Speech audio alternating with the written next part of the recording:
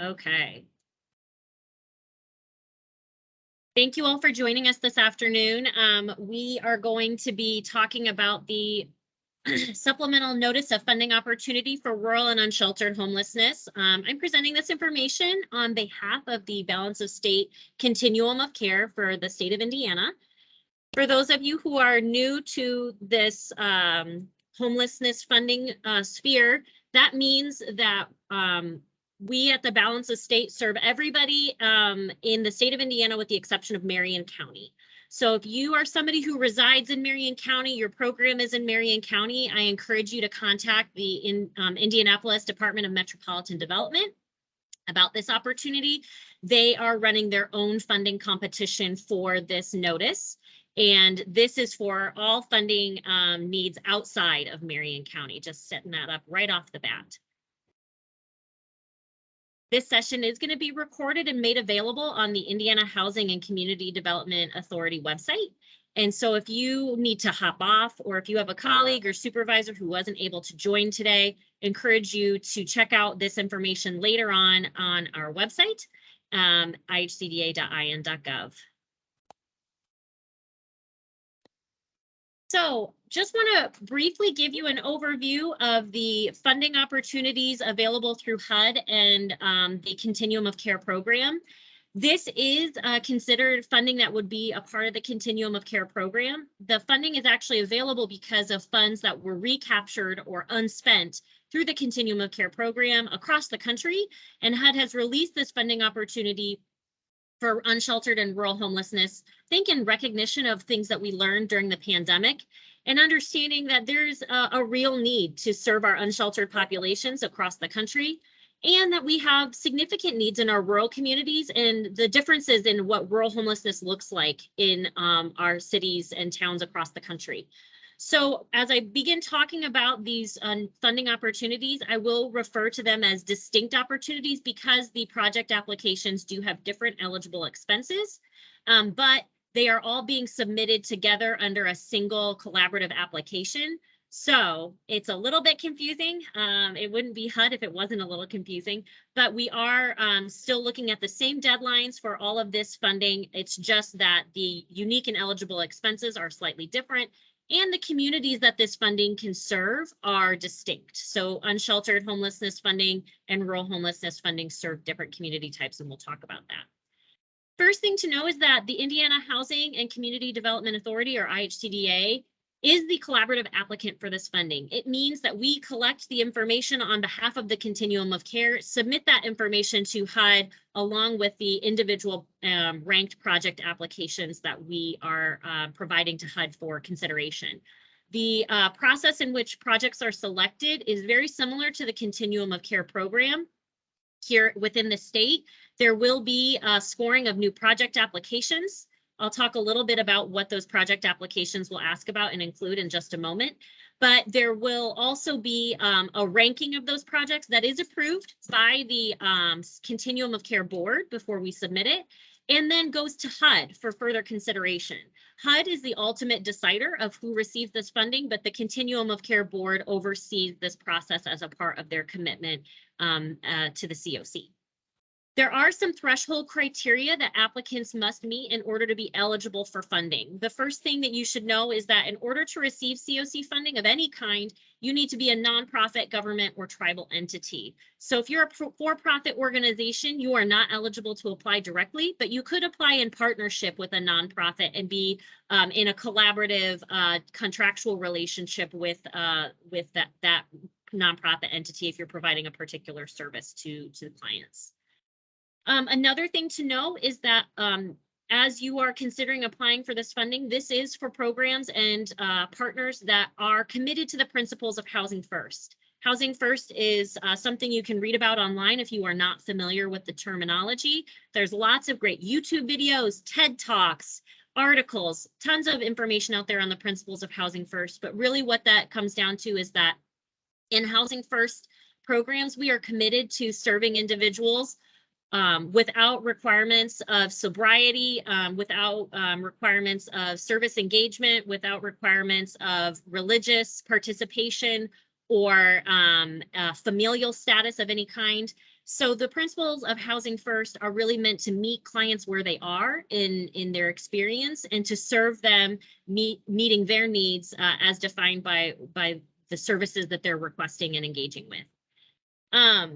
We also wanted you to know that throughout this funding application, if you were to read the full application from HUD, which maybe you have, you're going to see that HUD is really looking for partners in applications that are committed to equity and diversity. And obviously understanding that across the state, that's going to look different in each community. So really making sure that programs are targeted to serve the population in their community, regardless of race, ethnicity, LGBTQ plus status. That is a part of what HUD is expecting to see in these project applications and a part of what minimum standards would be to be applying for this funding. There's also a real commitment to engaging with individuals with lived experience of homelessness, and I'll refer a couple of things at the end of this presentation on how folks can get involved if they're interested. But, project applicants, if they were funded, would be required to have a individual with lived experience on their board, for example. So it's not just at the continuum of care level that HUD is wanting to see things like equity, diversity, lived experience. These are commitments that they would like project applicants and funded projects to also be committed to. We'll provide some time for questions at the end, but as we kind of kick off, I'm now going to move into the separate essentially new project applications, first for unsheltered homelessness and second for the rural homelessness opportunity.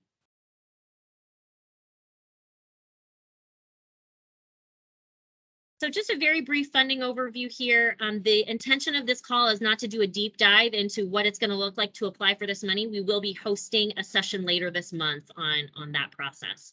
This is really just a high-level overview to get you familiar and define any initial concepts for you in the application. So the unsheltered homelessness funding opportunity is going to be available to 33 counties in the state of Indiana. Those are counties that are not defined as rural per the guidance provided in the funding application. And I'll, at the end of the presentation, put some links in the chat. And there will also be links in the application materials that will let you know whether or not the county or counties you are applying for are eligible under the unsheltered or rural criteria. Generally, what I can say is that if you are in a county that's typically considered part of a statistical area of a larger city like Indianapolis, Fort Wayne, Evansville, South Bend, Gary, so on and so forth, that you are likely going to fall under the unsheltered homelessness funding opportunity.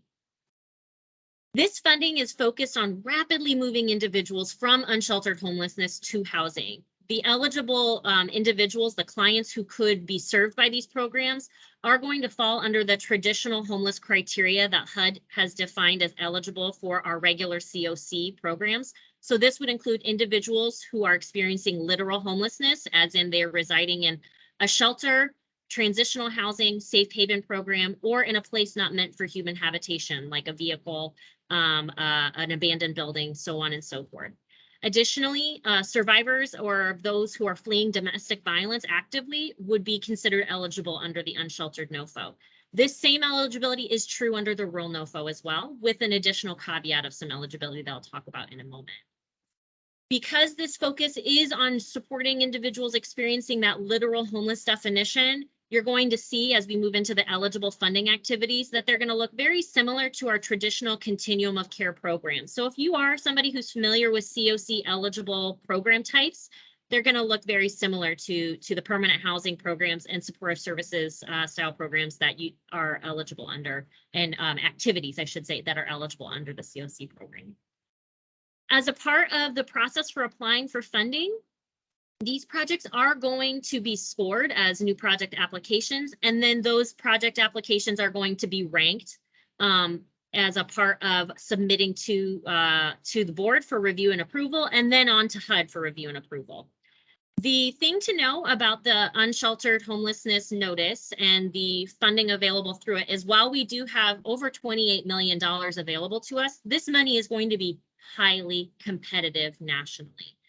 As projects are considered for funding, what's going to happen, and this has been explained by HUD in some of their calls if you've attended any of those, is that under the unsheltered notice, projects are going to be ranked together as a CoC, a full package of projects.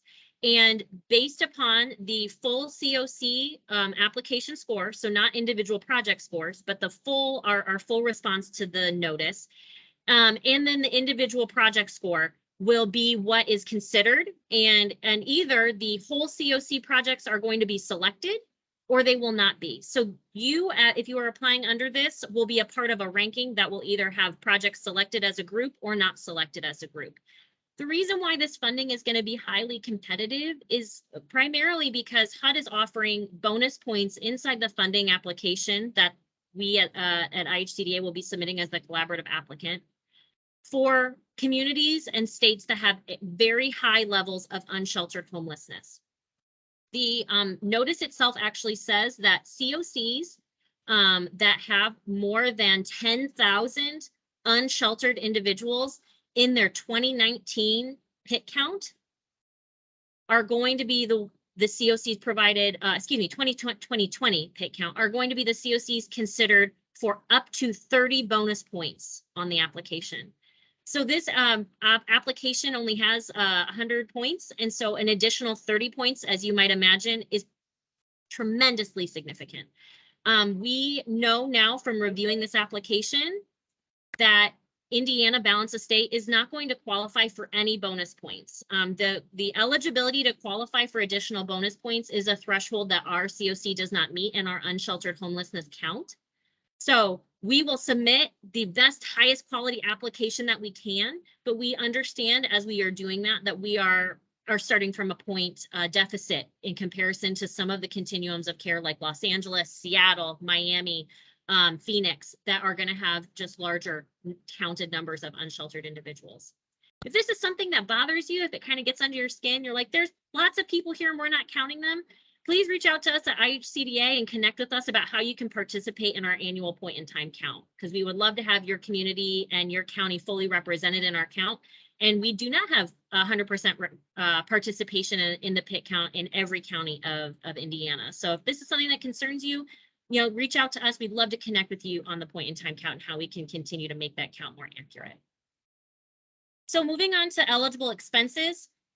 The eligible costs here are going to be our traditional permanent housing programs that you see funded under the continuum of care. And you can find definitions for what these programs are on the HUD website or the National Alliance to End Homelessness website if you're not familiar with these terms. But first, we've got permanent supportive housing and rapid rehousing. Then we have a joint component transitional housing to rapid rehousing, which is a funding eligibility criteria that was set up a couple of years ago by HUD. And again, you can read about what that component looks like on NAH's website. It is not a transitional housing only program. It is a joint program. There are eligible lines for supportive services only for things like street outreach under the unsheltered grant, which is great.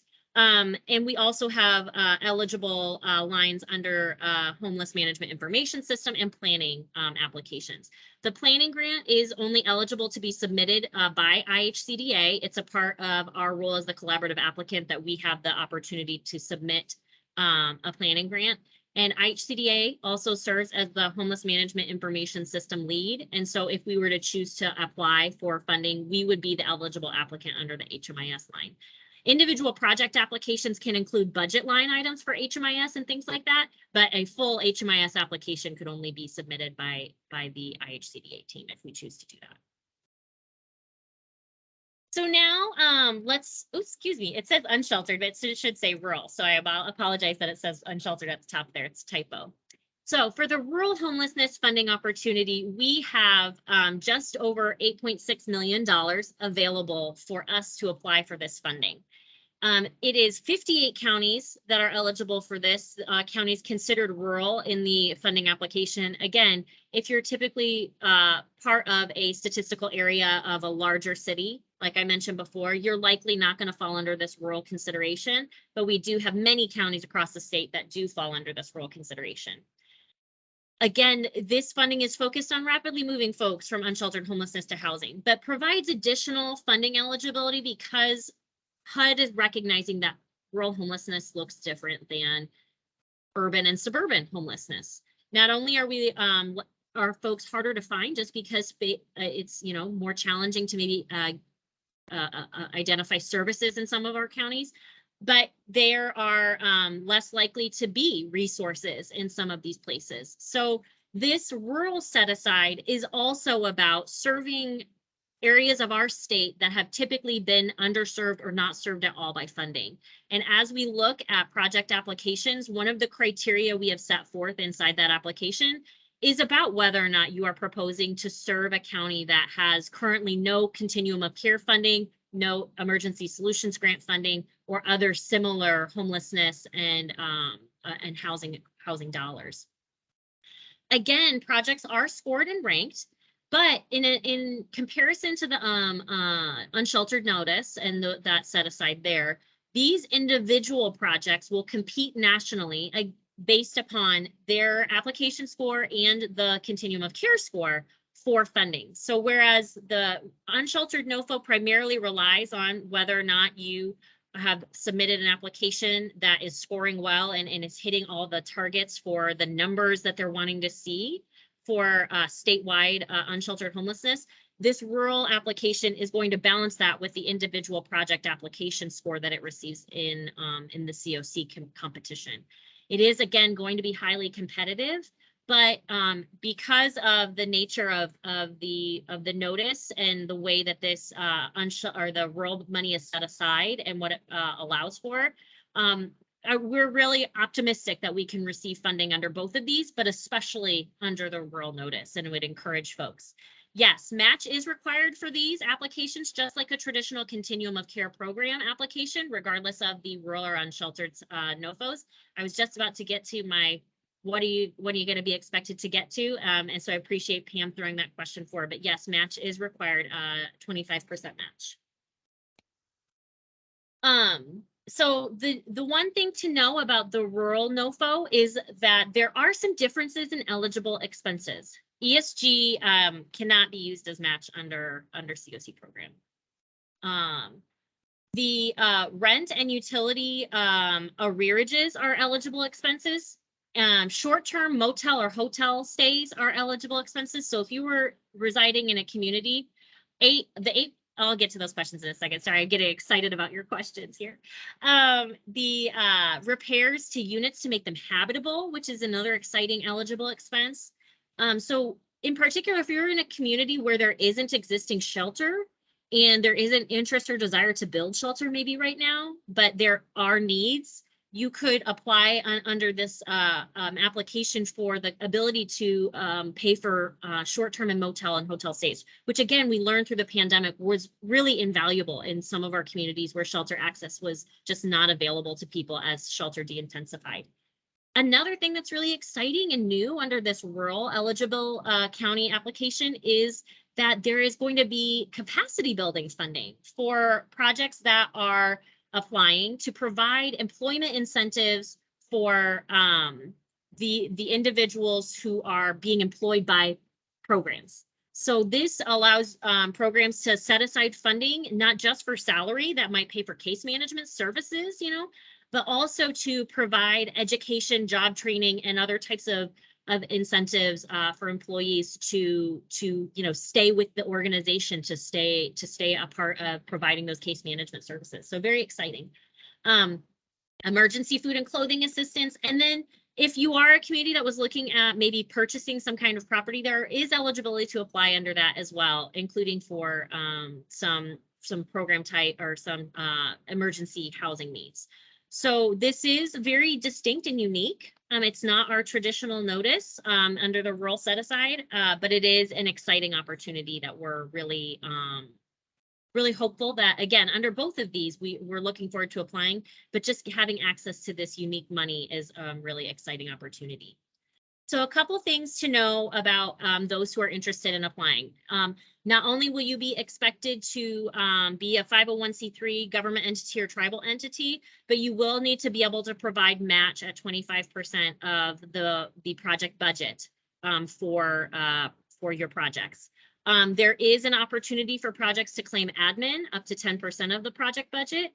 And that capacity building line item I mentioned is up to 20% of a budget. So there is some caps on some of these.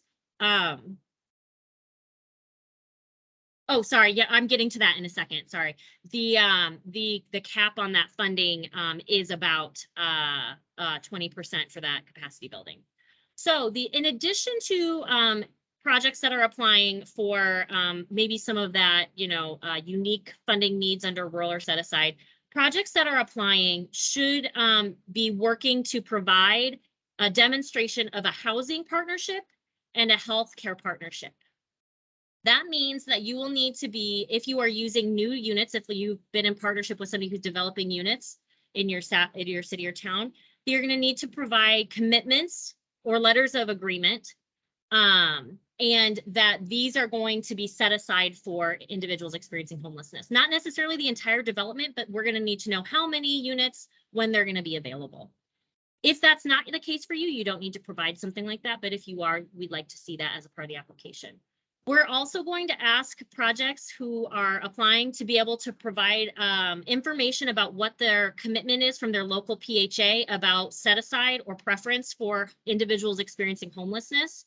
And in particular, if individuals are going to have access in your project to those units. So what HUD is trying to do is to partner continuum of care funding with Section 8 or EHV or other types of housing programs that HUD funds, and not just relying on the CoC program to fund rental assistance and services for the entire project application or for all of the applications being submitted in an application itself. In addition to providing the housing partnership information for projects that are applying for permanent housing, you will need to provide healthcare partnership information. And if you are applying under any of these in particular, we're going to want to see the healthcare partnership information. So healthcare partnerships can be clinics, insurance agencies, health departments, and FQHCs or treatment facilities, so federally qualified healthcare centers. And this also includes state Medicaid agencies or other agencies that provide healthcare related services. IHCDA is actually working on some stuff for a statewide opportunity to provide support to our application, but it won't be able to be applied to individual applications because it's really going to be covering larger areas than we could say would be dedicated to a whole project. There is an expectation then that if you are going to be working with a healthcare partner, that they are demonstrating that they are matching your budget at 50% of the project budget. So the actual services they're providing will be 50% of the budget match. That is not a requirement for the match from the nonprofit organization. That's just a part of the healthcare match. So that match can count towards your match, but it's a higher threshold than your required match for the project. We are happy to work with projects who are working on the healthcare or housing partnership process as they're applying. The likelihood that a project will be funded by HUD without these documents is lower. So we're trying to get folks prepared to submit this if they are able to, immediately. And we'll work with folks as we get closer and closer to our deadline for applications to submission to get whatever we can together. But our hope is that by the time the deadline for funding comes, is that we will have some letters of support. What I will say is that in the funding application for rural and unsheltered, if you, instead of going directly to a federally qualified healthcare center for healthcare services or Medicaid billable services, if you instead look at substance abuse treatment and recovery access, you are not required to demonstrate that 50% literal match. It's more about demonstrating access and eligibility for program attendees or program participants, clients, to gain access to those resources than it is to do a dollar match for that project.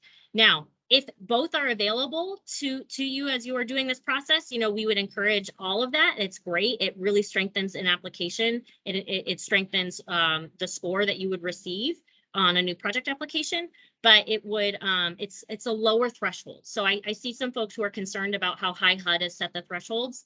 But the substance abuse treatment and recovery access threshold is not as high of a bar to hit as the healthcare, a billable Medicaid type of collaboration requirement. Okay. So we at IHCDA will be submitting this application on October 20th, which means that we will be having projects submit applications to IHCDA, and we'll be scoring and ranking those applications in very much prior to this date. But we have to have those projects selected and into the system by September 20th. So as I go forward with the timeline, just know that we will have some time in between when projects are submitting materials to us and when we submit to HUD. So if things are still in development, we can work with you on getting things done by the time we need them, you know, every I dotted and T crossed by October 20th.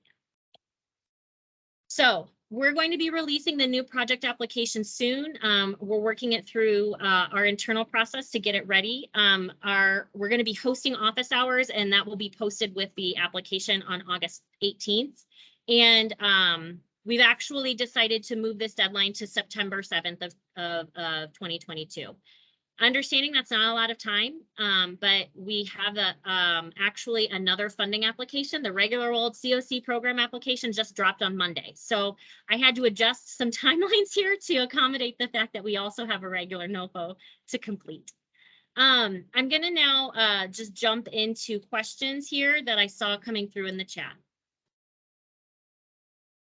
Okay, yes. So I wanted to clarify here. I'll scroll up here. So the availability of funding for $8,691,900 is the amount that's available to us in the state of Indiana. The entire rural set aside that will be funded at the end will be up to $52 million.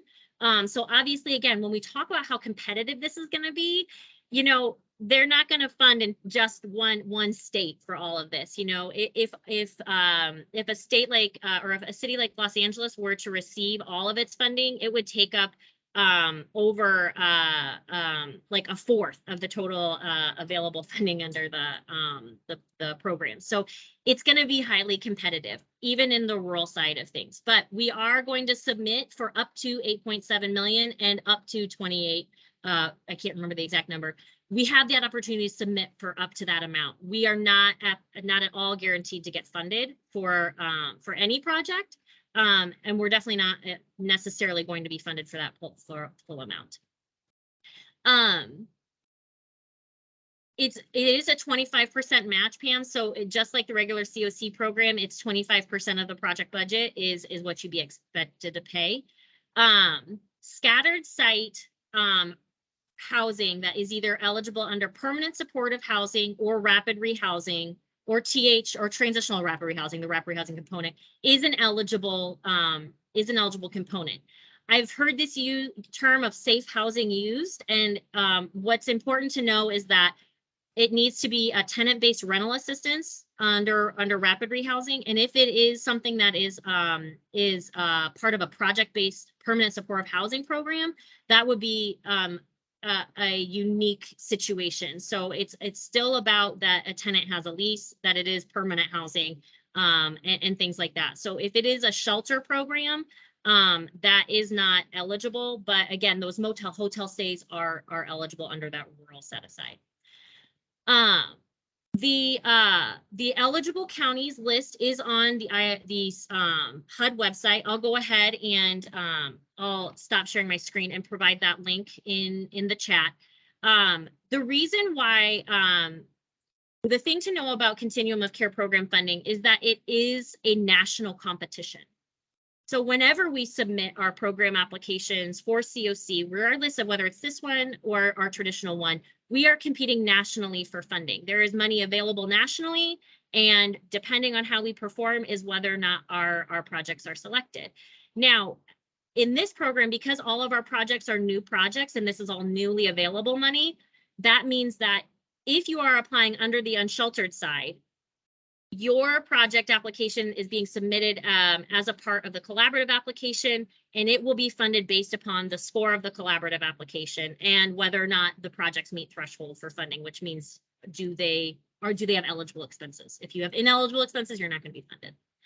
Under the rural set aside, it is a partnership of the CoC application score and the individual project score that would provide a national ranking, and you would either be selected individually. So again, under the unsheltered side, either all of our projects are selected, that I use all in quotes because something could happen where, you know, something isn't eligible, or under the rural set aside, it's individual projects that could be selected because they go into a national ranking. I know that's very confusing, and I apologize. I don't know if I'm making it any clearer, but the CoC program generally is a national competition. The grant term is 3 years to start, and then we will incorporate these grants into our funding application as a renewable grant under the regular continuum of care program. So after that 3-year term, we'll be eligible to renew the project if it meets, you know, the criteria to be renewed and all of those kinds of things under the regular CoC competition. So if it's meeting performance targets, spending money, things like that, then you could anticipate being renewed under the regular competition. So if you are the local PHA, then you will be able to provide that documentation as a part of an application to say, yeah, you know, we have units, we have set aside, we have that available. We are going to be working very closely with our real estate team at IHCDA to support those project applicants in rural communities that don't have their own PHA to make sure we can provide the appropriate documentation to HUD if we need to. The 25% match, do you mean the 501c3 is required? No. So it means that of your full project budget, you need to match it by 25%. So think of the full budget you would be submitting would be 125%. So you're requesting $100,000 from HUD to fund your program or your project. You would need to be able to provide eligible match of $25,000 as the applicant. What if we are a location for covering kids and families? So if you have contracts to provide healthcare services as an entity and you're a nonprofit organization, again, you'd be able to provide that documentation of how clients would engage with those services, the types of services they would have access to because of that, and then provide that documentation in support of your application.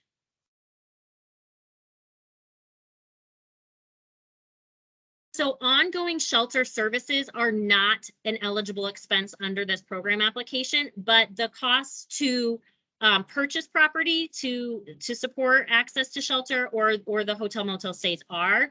What I will say about the emergency shelter purchase and the permanent housing expenses as well is that the project application from HUD that we are providing out to you, because our project application is nearly identical to the one that HUD is going to ask somebody to fill out if they're selected as a new project, is not going to score projects that are not providing permanent housing to people. It's not going to score very well because the projects that HUD is asking us are all about how are we improving the long-term outcomes for people, how are we improving their housing stability, and shelter program information just isn't going to align well with that. And because ongoing shelter services only are not eligible, they're for people who are in permanent housing with the exception of the street outreach services. It's just going to be very hard to score well in that area. So I would not say that this is a great fit for shelter only. But if you are an organization that wants to provide access to people and help them, and while you're also running a permanent housing program, you know, short-term hotel motel stays or something like that, this may be a better fit for you. Can clinic hospitals promise not to balance bill and call that in-kind donation for services? Okay, yeah, so services not count, so Medicaid can count as match. Services that are being provided to folks that are healthcare recovery services can be counted as match.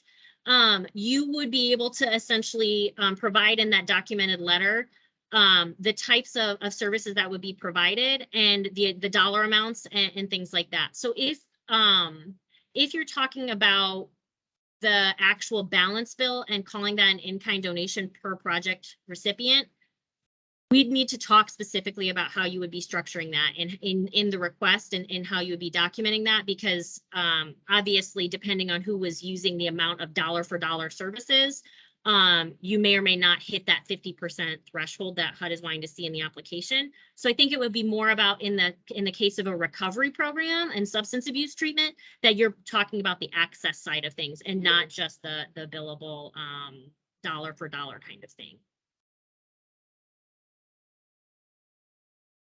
Right, right. Yes. So thank you, Pam. I apologize. I was more thinking if you already have set aside in your existing allocation, that information would be provided. But yes, we're definitely talking very closely with our real estate team to make sure that folks can provide this documentation regardless of what county they're in.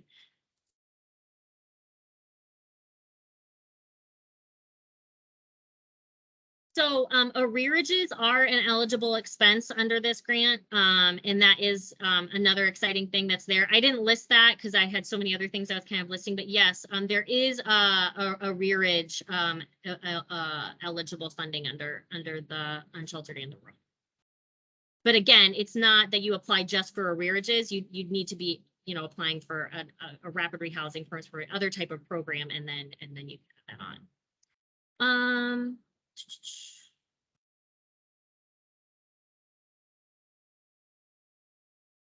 I have somebody as a homeless shelter would be able to apply, or do we have to work through a FHA? I don't know what exactly your question means. I don't know if you'd apply under the rural or unsheltered because I don't know where you reside. I'm about to get that listing off of the HUD website, but it is available on HUD's website. And again, all of this that I'm talking about is defined by HUD. I'm just kind of reporting out to you what the NOFO says. So if you're interested in reading any of this, you're welcome to, but it's really just about what HUD is defined as rural or unsheltered. There we are. There it is. Just a second to drop it in the chat. So if you are a nonprofit organization, then you are eligible to apply for funding. You just have to be able to provide that documentation that you are a 501c3.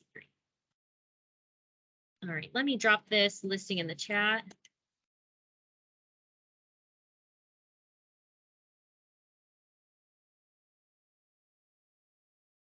So acquisition of property is an eligible expense, but again, the project application requires you to answer questions about permanent housing outcomes. So while you can apply under that, it's going to be very hard to score well without having that permanent housing connection. The focus really is on and this is under the rural NOFO. The focus really is, you know, giving support to those rural communities to serve more unsheltered folks through some flexible funding. But because it is the continuum of care program, there is going to be that ongoing focus on permanent housing and permanent housing outcomes. So you're just going to want to, you know, take a look at when the project application is released and see, like, does this align with our program model? Okay, so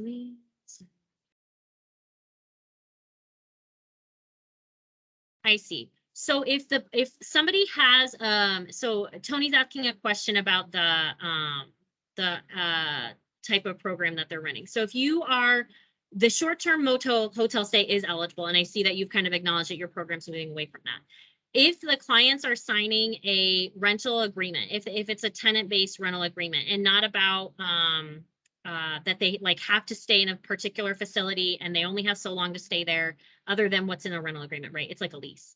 Then that is eligible. Now, if you want to talk more about whether or not we could use something like a master leasing style model for a program, we could definitely speak about that and see if it might be eligible. But I do want to be clear that this isn't a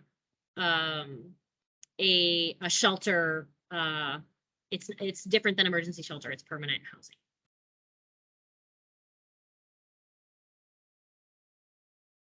All right.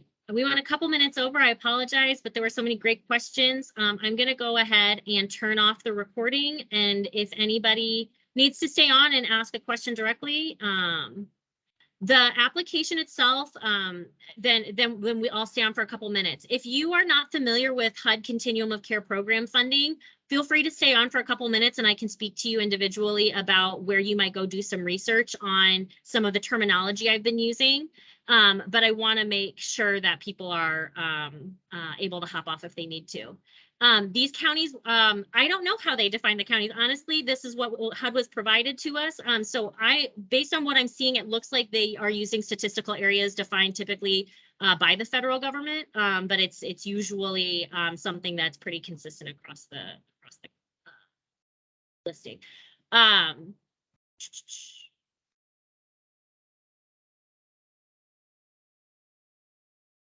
Yeah, so if you were applying under supportive services only grants, it isn't particularly for shelter services only, but outreach services and engaging folks in and moving them into permanent housing is eligible. But again, you would want to be demonstrating those permanent housing outcomes. So as you're looking at the project application, whether or not your project model would align with those types of permanent housing outcomes may be more challenging if you're not connected to a housing program. All right, I'm gonna go ahead and turn off the recording. If anybody needs to stay on and ask more individual questions, I'm happy to stay on for a couple more minutes. Appreciate your patience. I do just want to say, we are now operating 2 funding applications at the same time. So you will also be hearing about regular old continuum of care program funding. And that whole process is going to be going on soon. So appreciate, I know this is going to keep everybody really busy if you're somebody in this field. And just give us some grace too as we continue to kind of work through all of this and get it all done and submitted, and continue to connect with us if you have any questions. I'll go ahead and shut off the recording, but if you have individual questions, I'll stay on here for a sec.